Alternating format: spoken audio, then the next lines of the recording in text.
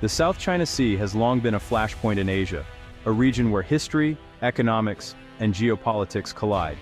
Overlapping territorial claims, most notably between the Philippines and China, have fueled ongoing tension for decades.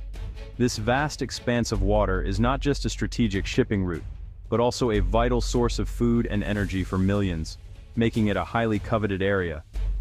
Beijing's sweeping 9-line claim covers nearly the entire sea, clashing directly with the Philippines' internationally recognized exclusive economic zone.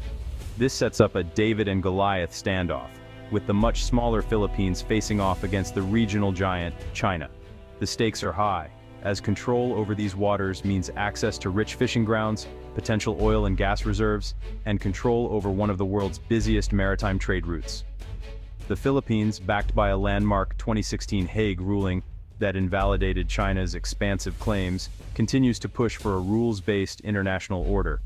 However, China asserts its claims with a powerful and growing maritime presence, building artificial islands and deploying Coast Guard and militia vessels, all while largely ignoring international law and the tribunal's decision. This ongoing dispute has led to a cycle of diplomatic protests, heated exchanges, and tense encounters at sea. The Philippines has sought support from allies like the United States, conducting joint naval patrols to assert its rights, while China responds with an unyielding and often aggressive presence, escalating the risk of confrontation. For ordinary Filipinos, this conflict is not just about geopolitics or distant diplomatic negotiations. It's deeply personal. It's about national identity, the right to access traditional fishing grounds, and the ability to provide for their families. Many see the South China Sea as an integral part of their heritage and future. Today, the South China Sea stands as a powerful symbol of the struggle for sovereignty, security, and self-determination in the 21st century. The outcome of this dispute will shape not only regional stability, but also the global balance of power for years to come. For the Philippines, the West Philippine Sea is more than a border. It's the nation's lifeblood. These waters sustain hundreds of thousands of fishermen and are vital to the country's food security and economy. Rich in oil and natural gas, the seabed offers hope for energy independence and economic growth. The South China Sea is also a crucial shipping lane. Any disruption threatens the Philippines' economic stability and access to global markets.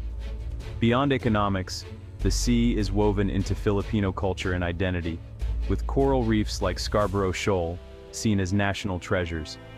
Protecting these waters is about preserving a way of life and securing the future for the next generation. For millions, this is a deeply personal fight for dignity and sovereignty.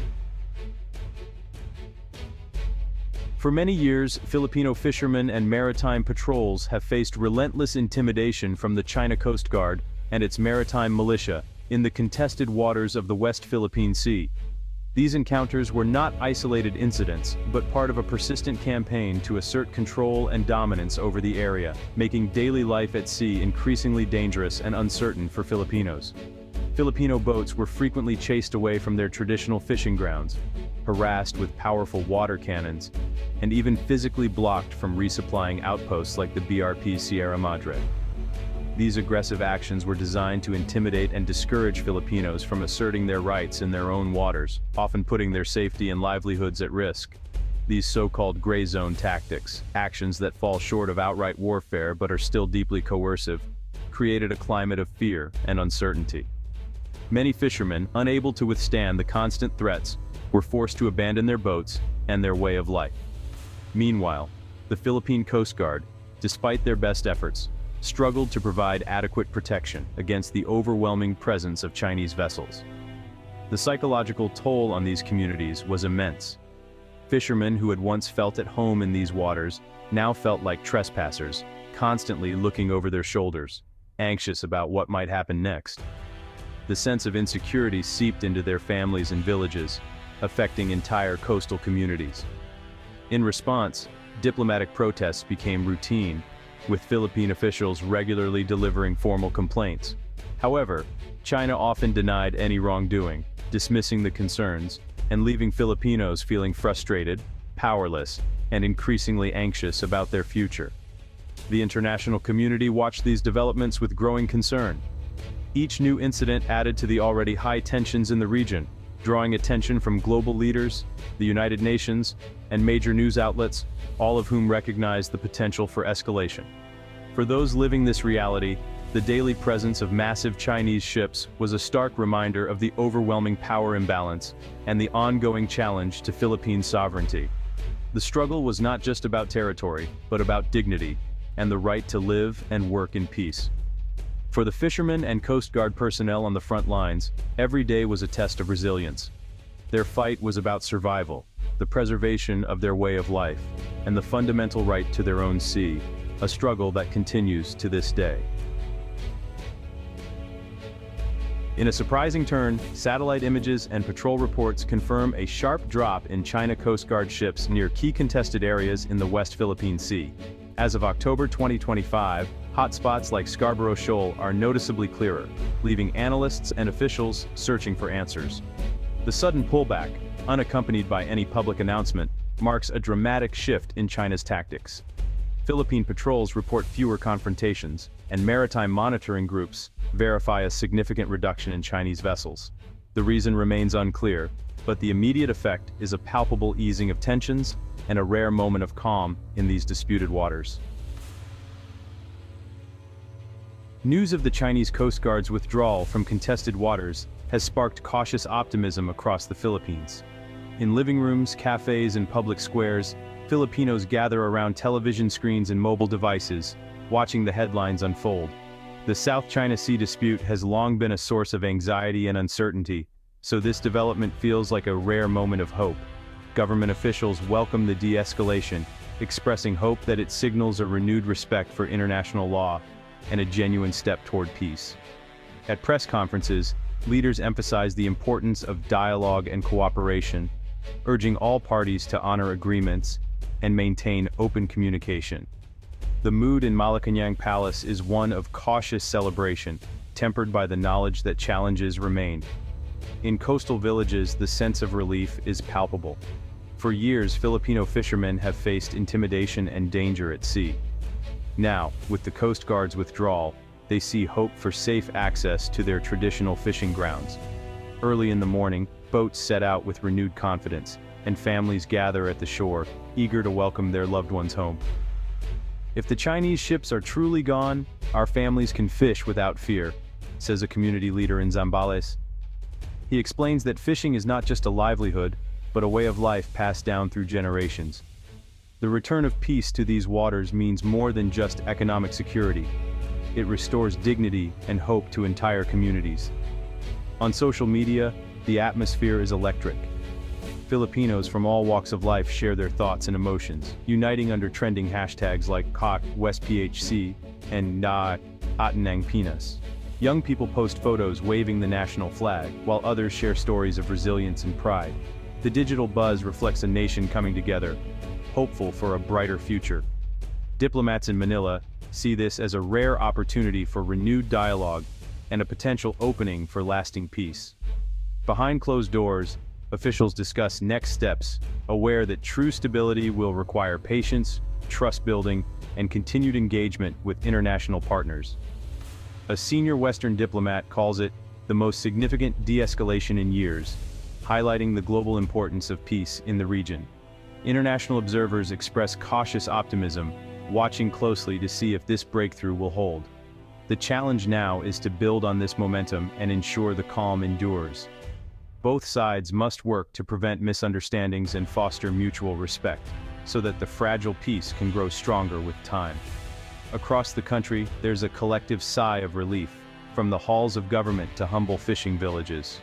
For many, this moment is a reminder that unity and perseverance can bring about real change, and that hope, once kindled, can light the way forward for an entire nation. For Filipino fishermen, the withdrawal is life-changing, restoring access to rich fishing grounds like Scarborough Shoal. Years of intimidation forced them into less productive waters, plunging many into poverty. Now, they can return to fertile grounds, promising bigger catches and renewed economic hope. One trip to Panatag can mean a month's income, says a fisherman from Masinloc. The psychological relief is just as profound. No more fear of harassment or damaged boats. The ripple effect boosts local economies, supporting markets, vendors, and entire communities. Fresh seafood becomes more abundant and affordable, spreading prosperity beyond the coast. The return of the fishermen marks the return of dignity and opportunity to communities long strained by the dispute. Calmer waters in the West Philippine Sea mean more than just peace. They unlock economic potential for the Philippines. Stable sea lanes lower shipping risks and insurance costs, keeping trade flowing and attracting investment. The reduced threat opens doors for long-delayed oil and gas exploration, promising energy security and new revenue. Improved ties with China could boost trade, investment, and tourism, benefiting industries nationwide. A peaceful maritime environment signals to the world that the Philippines is open for business. Investors are more likely to commit to a stable country, fueling growth across sectors. Regional peace is not just a political goal, it's the foundation for long-term prosperity. The China Coast Guard's withdrawal is a win for Philippine security, freeing up resources and reducing the risk of dangerous standoffs. The military and Coast Guard can now focus on other priorities, from disaster response to counterterrorism. This validates the Philippines' strategy of building alliances and a credible defense posture. With fewer confrontations, patrols are safer and more effective, boosting morale and operational confidence. This period of calm is a chance to strengthen defenses and prepare for whatever the future may bring. On October 3, 2025, the unexpected calm in the West Philippine Sea offers a rare chance for lasting peace. This de-escalation opens the door to dialogue and cooperation, moving beyond years of confrontation. The South China Sea could become a zone of joint research, environmental protection, and shared security. Optimism is tempered by realism. The core disputes remain unresolved, and vigilance is still needed. The goal is a durable peace, anchored in international law and mutual respect. This moment should inspire efforts to establish clear rules and prevent future incidents. For Filipinos, it's a moment of pride and validation of their resilience. The hope is that this calm grows into a beacon of peace, guiding the region toward stability and shared prosperity.